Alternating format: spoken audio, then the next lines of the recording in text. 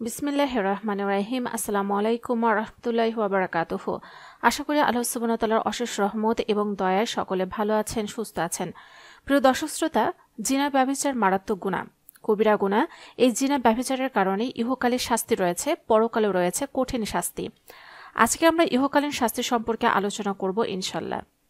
জিনা করার কারণে, ব্যভিচার করার কারণে যে রকম ব্যক্তি জীবনে ক্ষতি আসে, অনুরূপভাবে সামাজিক জীবনেও সর্বক্ষেত্রে মারাত্মক বিপদের সম্মুখীন হতে হয় এবং অপমানিত এবং লাঞ্ছিত হতে হয়।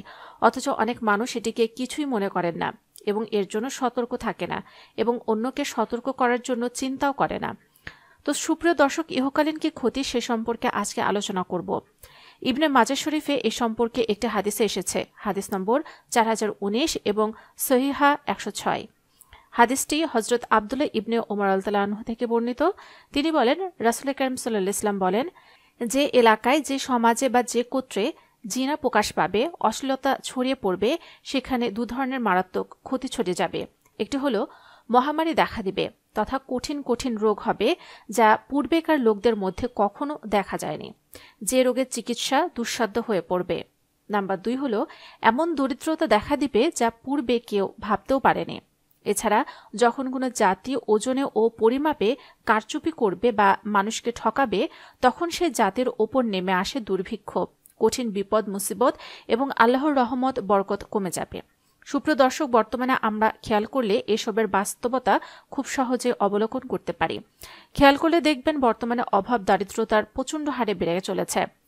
আবার যাদের টাকা পয়সা আছে, তাদের বেশিরভাগের টাকা পয়সার কমতি না থাকলেও তাদের মনের মধ্যে কোনো প্রশান্তি নেই, সর্বক্ষণ দুশ্চিন্তায় কাটাতে হয়, অন্তরে অভাব দূর হয় না। দ্বিতীয়ত হলো চিকিৎসা বিজ্ঞান এগিয়ে যাচ্ছে, বিজ্ঞ ডাক্তার তৈরি হয়েছে এবং বিভিন্ন চিকিৎসা ব্যবস্থা উন্নত হচ্ছে, কিন্তু রোগ ভালো হয় না, একটার পর একটা রোগ শোক লেগেই থাকে। এর অন্যতম কারণ হলো সমাজে জেনা ব্যভিচারের এগুলো এমনভাবে ছড়িয়ে পড়েছে যে যা বাধা দেওয়ার কেউ নেই। আল্লাহ তাআলা সবাইকে এর থেকে হেফাজত করুন, আমিন। তো প্রিয় দর্শক শ্রোতা, যারা ভিডিওটি শেষ পর্যন্ত দেখেছেন তারা অবশ্যই কমেন্টসে আমিন লিখে যাবেন। তো প্রিয় দর্শক শ্রোতা, জানার স্বার্থে, দাওয়াতি কাজের স্বার্থে ভিডিওটি অবশ্যই শেয়ার করে ছড়িয়ে দিন। হতে পারে আপনার একটা শেয়ারে বহু মানুষ উপকৃত হবে ইনশাল্লাহ। যারা এই প্রথম আমাদের ভিডিও দেখছেন, অনুগ্রহ করে আমাদের চ্যানেলটি সাবস্ক্রাইব করে রাখুন এবং পাশে থাকা বেল আইকনে ক্লিক করে রাখুন। এতে করে আমাদের নতুন নতুন ভিডিও আপনারা পেয়ে যাবেন সবার আগে।